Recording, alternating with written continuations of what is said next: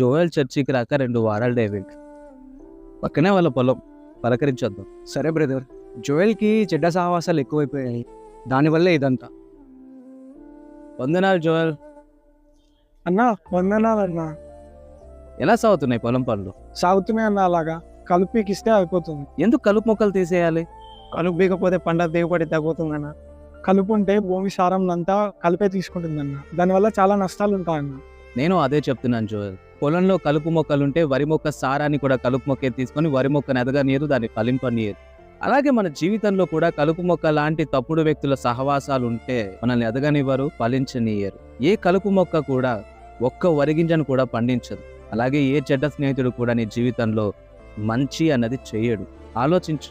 నీ సహవాసాల విషయంలో ఒక మంచి నిర్ణయం తీసుకో. అర్థమైందన్న, ఇవాళే కలుపు తీసేస్తానండి. పంటలో కలుపు కాదన్నా, మొదట నా జీవితంలో ఉన్న కలుపు తీసేస్తాను.